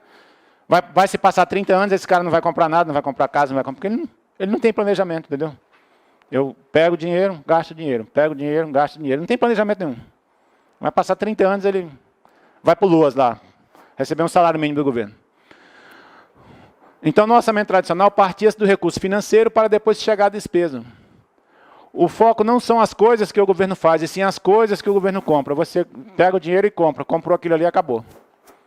Na fase do orçamento tradicional, a peça orçamentária existente era conhecida como orçamento clássico ou tradicional. Ó. Orçamento tradicional, esse OT aqui. Ó. Esse orçamento caracterizava por ser um documento onde apenas constava a previsão da receita e a autorização da despesa, classificando estas últimas por objeto de gasto distribuídas pelos diversos órgãos para o período de um ano. Nesse tipo de orçamento não havia nenhuma preocupação, ó, com as reais necessidades da administração e população. Não estava nem aí para a população. Pessoal, esse negócio de não estar nem aí para a população é gravíssimo. Até a década de 70, eu sou nordestino, até a década de 70, viu? Esqueci seu nome. Edson. Viu, Edson? Até a década de 70, nós tínhamos uma região do Brasil inteira. A metade do Brasil, do Goiás para cima, o Estado brasileiro vivia assim, ó. O Estado brasileiro só considerava Estado, isso no meu ver, entendeu? No meu ver. O Estado brasileiro só considerava São Paulo, Rio e Minas. Só eram esses 3 estados aqui. Só existia São Paulo, Rio e Minas. O resto, cara, era Deus dará, cara, é cada um por si. Então, o Estado ele passou muito tempo voltado, deixando o Nordeste lá. Por isso que o Nordeste ficou subdesenvolvido, entendeu? Ficou mais atrasado, assim, mas hoje o Nordeste já desponta aí. As melhores faculdades de medicina, por exemplo, estão em Fortaleza, Piauí. Com pouca tecnologia, entendeu? Então, o Estado brasileiro tem essa dívida com essa região. Por exemplo, a região norte, lá em São Gabriel da Cachoeira, Manaus, esse pessoal ficou abandonado, cara. Manaus desenvolveu um pouco depois da Zona Franca de Manaus. Porque se não colocasse a Zona Franca em Manaus, Se não colocasse a Zona Franca lá, aquilo ali era um deserto, não tinha nada. A Colômbia já tinha invadido, já. São Gabriel da Cachoeira, se não fosse o exército, o pessoal de casa, se não fosse o exército São Gabriel da Cachoeira, a Colômbia já tinha invadido, tomado de conta daquilo ali já. Eles já tinham expandido a fronteira deles, estava perto de Manaus, se não já tivesse tomado Manaus. Então, o exército é muito importante para essa manutenção das fronteiras, pelo menos para isso, né? Para essa manutenção da fronteira, porque senão a Colômbia tinha invadido aquilo ali. Então, o Estado brasileiro passou muito tempo, pessoal, com esses estados abandonados. Quem é nordestino sabe do que eu estou falando. Me perdi aqui. Então, ó, nesse tipo de orçamento não havia nenhuma preocupação com as necessidades da administração e população. E não se considerava objetivos econômicos e sociais. Ó. Social que se lasca. É um orçamento dissociado do planejamento. Além disso, era corrigido de acordo com o que se gastava no ano anterior. Que técnica é essa aqui? Incremental. A técnica incremental está vinculada ao orçamento o quê? Tradicional. Leve isso para a sua prova, tá? Isso é importante. O Temer está fazendo um orçamento incremental, não está? Tá, ele congelou a despesa. E vai corrigir? Ó, corrigido de acordo com o que se gastava no ano anterior. Orçamento incremental, também chamado de orçamento de desempenho, tá, que eu coloquei orçamento de desempenho. Orçamento incremental, no caso, é uma técnica, confundi aqui. Orçamento incremental não é orçamento, isso aqui é bom que vocês, ó, é bom que vocês tenham isso em mente. Professor, orçamento incremental é um orçamento? Não. É uma maneira de você fazer o orçamento. É uma maneira de você fazer o orçamento. Orçamento incremental não é orçamento. Orçamento incremental não é orçamento. É uma técnica orçamentária. Tá? Pega seu orçamento do ano anterior e faz uma correção de acordo com o índice qualquer que você determinar. Com isso, incentivava-se a gastança desenfreada. Por quê? Porque você não tinha que justificar. Você não tem que justificar nada. Para combater isso, criou-se o OBZ. O OBZ é orçamento base zero. Por que tem esse nome OBZ, orçamento base zero? Porque começa do zero. Olha, eu quero comprar isso aqui. Por que você quer comprar isso aqui? Porque vai precisar para me pagar o qual eu vou ter que justificar. Cada despesa eu vou ter que justificar. Nova técnica de elaboração dos orçamentos. O OBZ também não é orçamento, é uma técnica. Não existe direito adquirido do gestor. Em cada ano ele tem que justificar os gastos para receber o orçamento. Você tem que dizer, eu estou precisando de 300 cadeiras no meu órgão. Quando você faz lá o PIT, né, Programa Interno de Trabalho, no quartel chama PIT. Que você consolida isso numa proposta maior e vai subindo, tá? Mas tem esse tal de PIT. Eu vou querer um retroprojetor. Você tem que justificar. Por que você quer um retroprojetor? Não é porque a gente está dando muita palestra e tal, aí você justifica. E a gente precisa de um retro, precisa de um quadro, então aí você justifica isso aí e manda para o órgão setorial. O órgão setorial vai consolidar isso aí e vai mandar para a SOF, Secretaria de Orçamento Federal, mas tem que ser justificado. Quero um retroprojetor porque eu acho legal, bonito. Não. Você tem que convencer a pessoa. Eu quero fazer um auditório no meu órgão. Por que não? Porque a gente recebe muita visita, tal, tem que ter muita palestra, tal. Aí você tem que justificar. Esse aqui, pessoal, então, existe duas técnicas. Eu comecei a aula com isso. Essa técnica incremental e a técnica do OBZ. A técnica incremental está vinculada ao orçamento tradicional. A técnica do OBZ está vinculada ao orçamento, programa nosso hoje. O orçamento de desempenho, pessoal, é o meu termo. Ele ficou entre os dois aqui, ó. É o meu termo entre o orçamento tradicional, esse antigão, ó, e o orçamento programa, que é o de hoje, que está valendo. Nesse orçamento já existia técnicas de planejamento, mas faltava uma ligação entre o orçamento e o planejamento. Já se planejava, mas não existia uma ligação como existe hoje. Quando você lança no CIAF, você não lança um tal do PTRES, Programa Resumido de Trabalho, não lança? Porque todo gasto tem que estar vinculado a um programa. Esse gasto aqui é vinculado a qual programa? O PTRES. É tal programa. Você bota lá no CIAF, PTRES tal. Só não ele critica. Então, existe esse vínculo. O orçamento tradicional evoluiu para o orçamento de desempenho. Ele veio daqui, chegou aqui, ó. Também conhecido como orçamento de realizações. Nesse tipo de orçamento, o gestor público começa a se preocupar com o que o governo realiza e não com o que ele compra. Ou seja, preocupa-se agora em saber as coisas que o governo faz e não as coisas que o governo compra. O que esse governo está fazendo? O orçamento programa foi instituído no Brasil por meio da Lei 4.320, em 64, não foi em 88 com a Constituição. E pelo Decreto-Lei 267. Já existia uma interligação total entre o orçamento e o planejamento governamental. Tem como meta de elaboração o OBZ. Isso aí você tem que levar para a sua prova. Qual a meta de elaboração do orçamento programa? OBZ, orçamento base zero. Todo ano o cara tem que justificar por que ele quer fazer aquela despesa. Todo ano. As principais características do orçamento programa são integração, planejamento e orçamento, quantificação de objetivos e fixação de metas, realizações de insumo-produto, alternativas programáticas, acompanhamento físico-financeiro, avaliação de resultados e gerência por objetivos. Professor, você não saiu da sua cabeça, você copiou isso aqui de algum lugar. Existe, pessoal, um documento chamado MTO. Alguém já ouviu falar no MTO? Não? MTO é Manual Técnico de Orçamento. Esse documento é lançado todo ano. Quem é que lança esse documento? Quem é que cuida da contabilidade no Brasil? Lá no site da STN, você bota lá, MTO 2017 PDF, aparece um manualzão lá para ti. Tudo que vai cair na sua prova está ali dentro. É mais uma coisa para me estudar? Não, não precisa pegar o MTO e destrinchar todo. Eu falei com o Alexandre. Eu conversei com o Alexandre. Alexandre, você que foi o bambambam lá do concurso e tal, você estudou esse MTO todinho? Não, eu não peguei no MTO. Eu desprezei um pouco. Eu desprezei um pouco o MTO. Mas o MTO, pessoal, para que você vai estudar desse MTO, professor? O MTO, pessoal, Manual Técnico do Orçamento. É para quem vai fazer o orçamento, a SOF, é para balizar a SOF. É o manual da pessoa que vai fazer, do técnico que vai fazer o orçamento. Vou fazer um documento. Eu vou fazer documental. Você vai fazer com base em quê? Eu vou fazer com base no MTO, no Manual Técnico do Orçamento. Foi lançado já em 2017, dei até uma olhada ontem nele. Então, essas características aqui vêm tudo lá do MTO. Então, o MTO fala de receita, fala de despesa, fala de direito tributário. Aí, no final, é só parte técnica mesmo, daquelas rubricazinhas, uma por uma, vai amarrando tudinho, tudo certinho. Então, no final, você vai ter o orçamento com base nele. É uma diretriz da STN. Mas é um manual legal. Eu vou até mostrar para vocês aqui, ó. Ele é bem legal. Se vocês tiverem curiosidade e tempo, tá?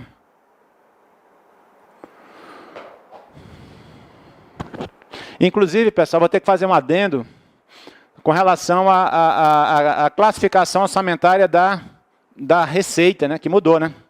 Não é mais Coeras, tá? Tá? É o COD agora, né? Então, a classificação orçamentária da Receita era Coeras, ó. Eu vou fazer um adendo aqui, vai ter uma aula que vai ter um adendo para mudar isso aqui. Isso aqui mudou, pessoal. Ó. Isso aqui cai na sua prova, não é mais. Com relação à despesa, que é o CGMED, o CGMED manteve. O que diabo é que você está falando aí, professor? Aqui é como você classifica uma receita dentro do orçamento e como você classifica a despesa dentro do orçamento. Os dois já caíram na sua prova. Os dois, esse aqui é importante. Com relação à receita, houve mudança. Eu vou fazer aqui uma aula com essas mudanças que houve. Tá? Vou fazer uma mini aula, 10 minutos ali, para explicar. Com relação à despesa, continua. Tá? Aqui era o quê? Categoria econômica, origem, espécie, rubrica, a linha, subir a linha. Como é que vai aparecer isso lá no orçamento? Vai ter um código. É o código. É um código de classificação da receita. A classificação da despesa, CGMED, categoria econômica, grupo de natureza de despesa, modalidade de aplicação, elemento de despesa e desdobramento facultativo. É a maneira como a despesa é escrita lá no orçamento. Como é que você vai escrever? Tem um código. O código está aqui, ó. Tá? Então, isso aqui não mudou. Isso aqui mudou. Vai ter uma aula para a gente falar só dessa mudança aqui. Uma mini aula. Então, aqui, pessoal, ó. Aqui vocês escrevam assim em casa, viu, Carol? Hoje é tarde, na hora do caldeirão do Hulk. Você vai fazer isso aqui, viu, Carol? Dever de casa. MTO 2017 PDF. Bota esse PDF aí, porque se você não botar o PDF, vai aparecer um monte de besteira aí. Aí tá aqui o bichão aqui, ó. Esse negócio é horrível. Olha, ó, Manual Técnico do Orçamento, MTO 2017, Manual Técnico do Orçamento para 2017. Ó. Aí você vem aqui, ó. Olha o que tem nele aqui, ó. Sistema de Planejamento de Orçamento Federal. Fala o que é o órgão setorial, a unidade orçamentária, o órgão central, que é a SOF. Aí tem uns conceitos de direito financeiro e tributário. Princípios orçamentários, que caem na sua prova. Aí fala de receita. Ó. Ai, meu Deus. Eu estou brigando um pouco com esse mouse aqui, né? Aí fala de acompanhamento e controle, é um documento completo. Eu conversei, pessoal, com o Alexandre, tá? O meu referente, aí fala da receita, fala da despesa. Eu conversei com o Alexandre. Alexandre, na época você fez o concurso, você leu esse MTO e falou que não leu. Então, as aulas que eu dei aqui, as aulas iniciais falando de receita pública, despesa pública, elas são suficientes para você acertar na prova, entendeu?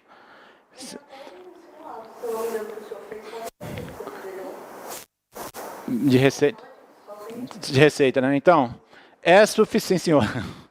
É suficiente, tá, para você acertar na prova. Professor, porque agora o senhor me mostrou isso aí, eu fiquei bolado. Eu vou ter que ler isso aí? Não, você não vai ter que ler isso aqui não, tá? Isso aqui é um complemento. Quem tiver tempo, a Carol, por exemplo, que não trabalha, não faz nada, é sustentada pelos pais, ela vai ler esse manual, não vai, Carol? Tô brincando, cara. Tô brincando, Carol. Seu sonho, né? Só estudar, hein? Só ficar em casa. Então, pessoal, então essas características aqui tá tudo lá no manual, tá? Algumas coisas eu botei aqui dessa aula e trouxe de lá também, tá? Então não fique assim boladão, não. Tem que ler, se eu não ler isso aí eu não vou passar. Comparação entre os diversos orçamentos. Orçamento tradicional, um documento contábil, uma relação lá, um fluxo, né? Aí eu faço uma comparação. Voltado para dentro, atividade e meio, rol de receitas e despesas. Aqui no concurso aqui, o orçamento e programa do Brasil não foi instituído por meio da Constituição Federal de 88, mas sim pela Lei 4.320. Certo. Foi com a Lei 4.320 mesmo, e com o Decreto-Lei 200.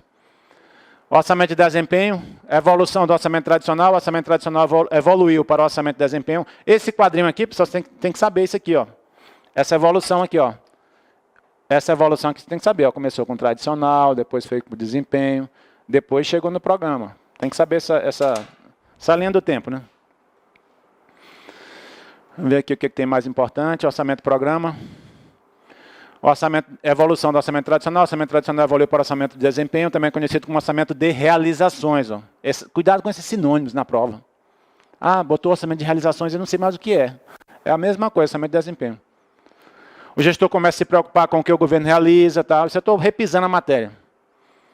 O orçamento de desempenho é um processo orçamentário que se caracteriza por apresentar duas dimensões do orçamento, quais sejam objeto de gasto e um programa de trabalho, mas não existe uma vinculação. O orçamento-programa cria um link entre o orçamento e o planejamento. Esse aqui sim. Então, quando você já leu o PPA? PPA que está em vigor? Não. Não faça isso, não. É um negócio, pessoal, um catatal assim, de uns 3.000 páginas. Você começa a ler, começa a entrar em depressão, entendeu? PPA, pessoal, está tudo lá, nas ações de educação, de saúde, tudo que vai fazer com indicador de desempenho, entendeu? Um documento bodoso, o PPA. Então, o PPA que traça os grandes programas do Brasil. A LDO pega o que vai fazer naquele ano. Quando a LDO é feita, ela é tirada de onde? Do PPA. Então, ela traça percentuais. Então, daquela obra da transposição do Rio São Francisco, já foi feito X, esse ano a gente vai fazer X%. Ele não fala que vai fazer, não. Só fala assim, não vamos fazer tantos por cento, né? Tanto por cento daquela obra. Lá, a hidrelétrica de Giral, vamos fazer tal etapa. E a LOA vai ser feita. A LOA vai pegar quem? A LDO. Opa, vai ter que fazer isso aqui. Então, para mim fazer tantos por cento daquela obra, o que eu vou ter que fazer? Aí a LOA detalha. Aí vai detalhar, vai ter que fazer isso. Aí vai ter que quantificar, dinheiro. Vou botar valores. Então, a LDO se preocupa com percentuais. A LOA com valores. E o PPA só com o geral, o geralzão. Mas é um negócio bodoso. Eu já folhei já o PPA, é muito chato para ler, cara. Eu acho que ali do cara deve copiar e colar, né? O cara não vai fazer aquilo do zero, vai copiando e colando. Então, o orçamento-programa cria um link entre o orçamento e o planejamento. Ele foi criado na década de 60, né? Nos Estados Unidos da América, o primeiro país que criou esse orçamento aqui. É o PPBS, é o Planning Program Building System. Então, houve essa evolução. Os países que começaram isso aqui, pessoal, foi os Estados Unidos e a Inglaterra. Tá? E a Inglaterra. O orçamento de desempenho ainda era falho, né? Faltando a vinculação com o planejamento governamental. Partiu para uma técnica mais elaborada, que foi o orçamento-programa. O orçamento-programa pode ser entendido como um plano de trabalho, um instrumento de planejamento da ação do governo, através da identificação de seus programas de trabalho, projetos e atividades. O orçamento-programa, administração gerencial, metas, isso aqui vem lá do MTO. Quantitativo, atividade fim. As principais características são integração, planejamento, orçamento, quantificação de objetivos, fixação de metas, relação insumo-produto, alternativas programáticas, acompanhamento físico-financeiro. Quem faz esse acompanhamento físico-financeiro? Qual órgão que faz isso aí? Qual órgão? Tribunal de Contas. O Tribunal de Contas faz acompanhamento. Você tem que fazer tanto por cento da obra e o cara vai lá. Você tem que fazer tanto por cento da obra, tem que gastar tanto. É por isso que o cara descobre o superfaturamento. Pega a planilha, não, tinha tanto para gastar, 1 milhão, mas foi para 4 milhões. No Brasil é assim, é tudo absurdo. Era 1 bilhão para gastar, gastou 4 bilhões. Aqui o estado de Mané Garrincha foi alçado de 1 bilhão e 200. Gastaram quase mais de 2. Porque vai fazendo aditivo, e quem controla isso, quem é? O Tribunal de Contas. O Tribunal de Contas vai olhando isso aí. Senão ninguém descobria. Não, já descobriram, né? O Agnello vai ser chamado. Mais cedo ou mais tarde ele vai ser chamado. Eu falava para minha esposa, a batata da Agnello está assando. Viu? Que agora com essa era Moro, todo mundo quer denunciar, né? Mas antigamente todo mundo ficava quieto, né? Agora o Moro empoderou o judiciário. Ele empoderou os caras, agora tudo tão corajoso. Prende governador, prende prefeito. Não foi eu que prendi, ó. Antigamente o cara se escondia. Não vou mexer com esse cara não, que esse cara é matador. E não tenha dúvida, pessoal, que o Sérgio Moro, ele recebe ameaças diariamente. Tá? E nosso país não é um país de quarto mundo. Então o cara que faz isso aí, o cara recebe ameaça. O Procurador-Geral da República, como é o nome dele? O Janot falou que dorme com 2 pistolas. Eu durmo com 2 pistolas carregadas. Eu tenho segurança lá fora, mas eu durmo com 2 pistolas. Porque eu recebo ameaça todo dia. Todo dia o cara me ameaça. Vai morrer, vai morrer. Eu digo assim, nosso país é muito xing-ling, né, cara? É muito fraquinho, cara. O Brasil é fraquíssimo. Nosso país realmente é... O cara está tentando dar um norte pro país e o cara ameaça o cara de morte. É fraquíssimo nosso país. Então vamos lá, pessoal. O orçamento-programa é definido como um plano de trabalho, expresso para um conjunto de ações a realizar e pela identificação dos recursos necessários. Vou fazer isso. O recurso vai vir de onde? Vai vir daqui. Vai ter um programa de trabalho, vou ter o recurso vai vir de tal lugar.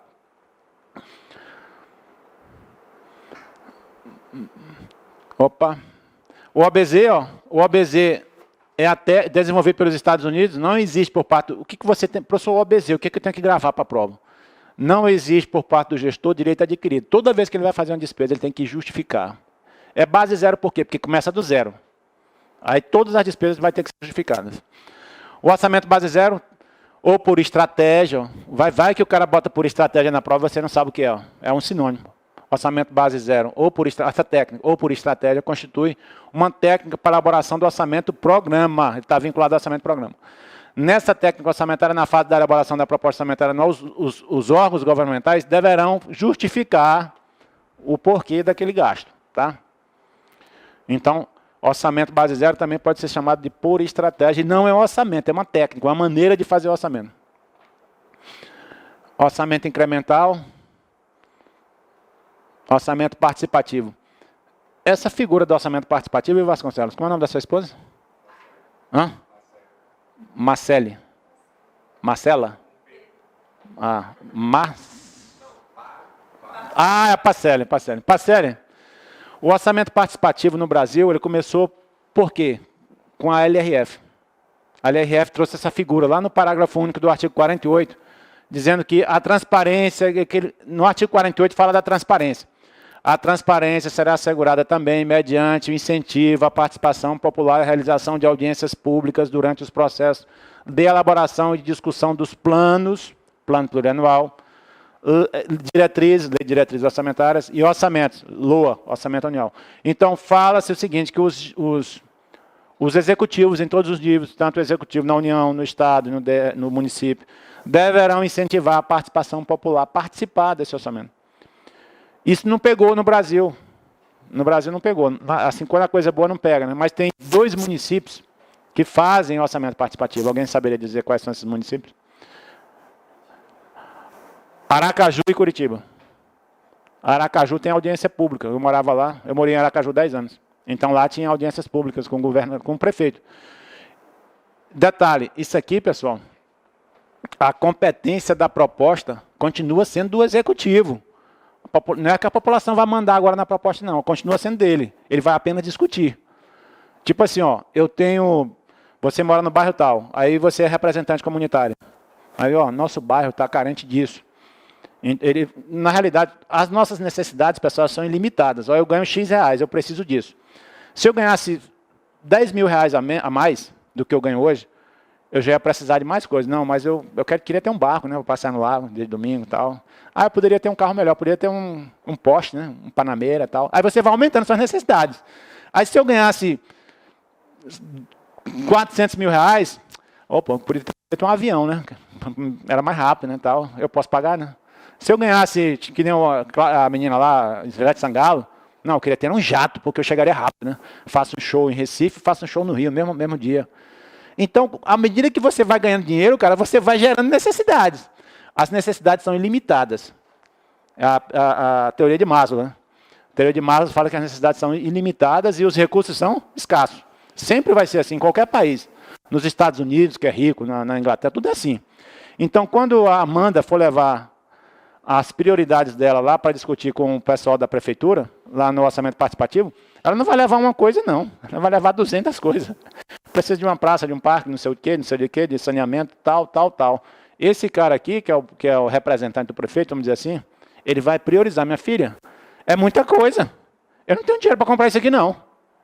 Assim mesmo o cara vai falar, não tem dinheiro para fazer isso aqui tudo, não, que você quer, não. Você vai ter que priorizar. O que é mais importante para você? Não, o mais importante para mim é o saneamento básico. Ah, então vamos botar aqui. Vamos fazer uma obra de saneamento básico. Depois é a pracinha das crianças. Tá? Ele vai priorizar isso aí. Porque as necessidades, pessoal, são ilimitadas. As necessidades humanas são ilimitadas. O recurso sempre é escasso. Isso é teoria econômica. O recurso sempre é escasso. Isso em qualquer lugar do mundo, tá, pessoal? Então essa figura, cuidado na prova. O orçamento participativo no Brasil começou com a LRF de 2000. Tá? Cuidado com isso na prova. Orçamento participativo é o quê? É uma técnica orçamentária. Quais são as outras? Incremental e OBZ. Essa técnica do OBZ começou lá nos Estados Unidos em 60. O orçamento incremental é do orçamento tradicional, antigão, antes de 64. E o orçamento participativo no Brasil? LRF. Em 2000. Começou com a LRF. Primeira lei que falou em orçamento participativo foi a LRF. É uma técnica de fazer o orçamento participativo. Princípios orçamentários. Isso aqui cai na sua prova. Fique bem atento com esses princípios, tá? Esses conceitozinhos de princípio. Princípio tal é isso. Princípio tal é aquilo. Fique atento com isso aí. Isso aí cai em prova. Cai bastante. Segundo o professor Francisco Glauber, ele é aqui de Brasília, esse cara. Ele é lá do Senado. Ele é analista do Senado. Ó. Segundo o professor Francisco Glauber, eu já assisti aula com esse cara e não entendi nada. Não, diz que o cara é o bambambam, é que nem o Coronel Nascimento, é o PG, né? PG das galáxias lá. Aí eu fui assistir aula com o cara e não entendi nada, o cara falou. Isso quando uns 10 anos, uns 8 anos atrás. A aula muito... Eu não estou criticando ele, não. Ele é um excelente professor, entendeu? Excelente escritor e tal, mas eu não gostei da aula dele. Não sei, não tive empatia, não. Aí... Mas, enfim, é um dos grandes aqui da contabilidade pública no Brasil. Tem um outro professor que é aqui de Brasília, que é o João Fortes. O João Fortes era o melhor professor de contabilidade, era o melhor livro de contabilidade pública. Ele parou de editar o livro. Por acaso, já fui na casa desse cara, sem saber. Quando eu pensei que não, vi o cara na minha frente. Quando você vê um cara desse na sua frente, você desse tamanho. Paga 10, né? Então, ele mora aqui no Lago, ele mora aqui no Lago Norte. Teve uma colega que trabalha comigo que foi fazer a festa da filha dela, de formatura, na casa do cara. Eu não sabia. Aí, no meio da festa, já tinha tomado umas 4 cervejas.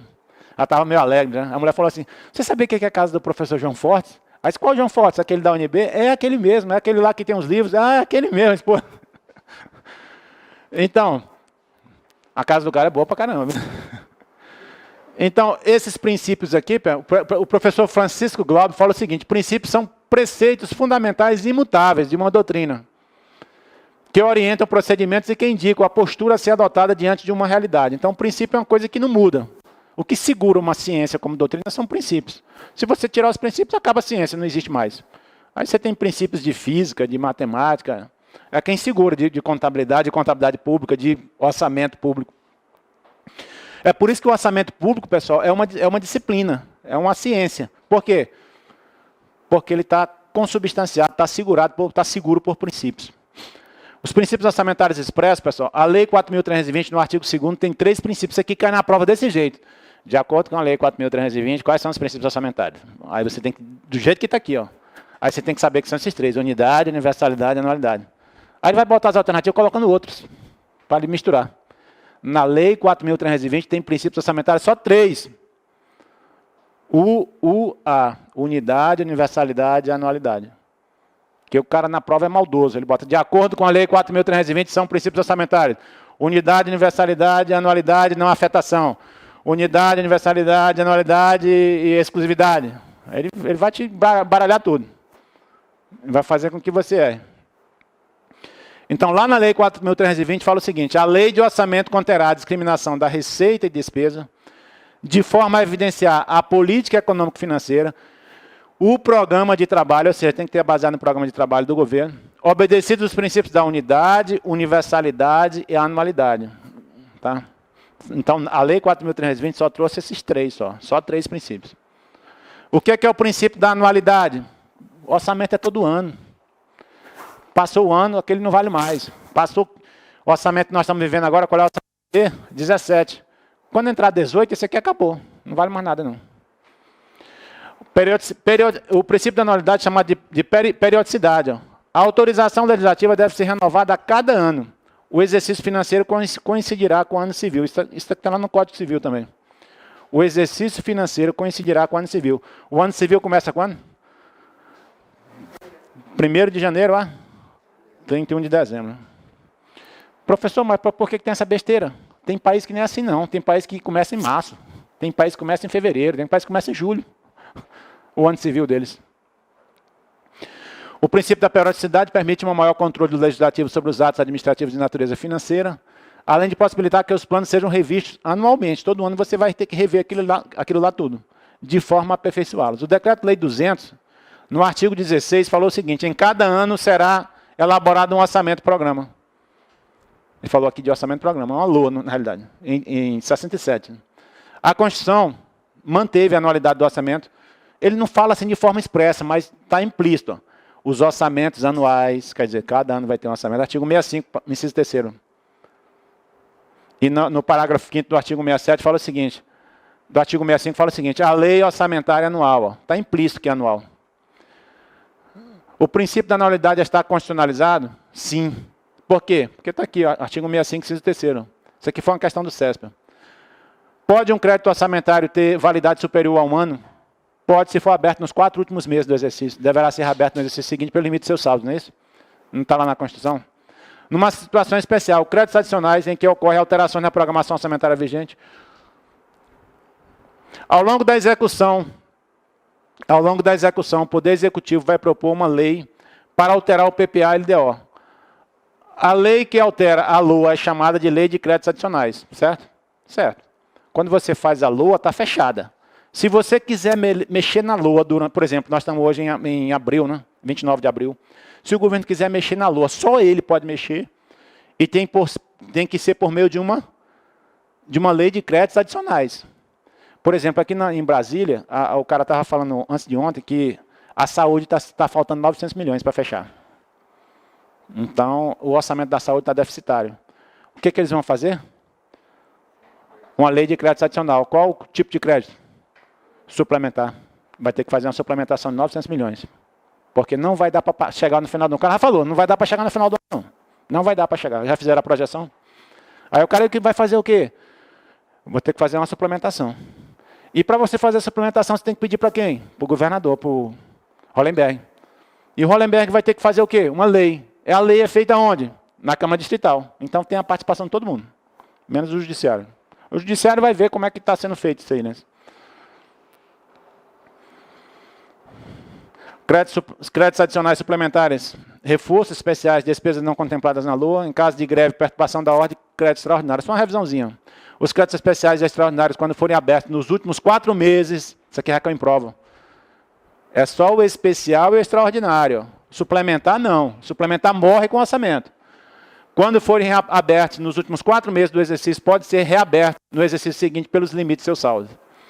Artigo 67, parágrafo 2º, os créditos especiais, esse blá blá blá está aqui, ó, no artigo 67, parágrafo 2º da Constituição. Os créditos especiais e extraordinários terão vigência no exercício em quem forem autorizados, salvo se o ato de autorização for promulgado nos últimos 4 meses daquele exercício. Caso em que reabertos no limite de seu saldo, serão incorporados ao orçamento do exercício financeiro subsequente como orçamentário. Extra-orçamentária, porque já foi orçamentária atrás. Esse valor vai ser colocado no orçamento seguinte como receita extra-orçamentária, porque ele já foi orçamentário aqui. Pessoal, vamos dar um time aí. Vamos fazer 10 minutos de intervalo. Em seguida a gente volta para a gente matar aqui, tá? O assunto.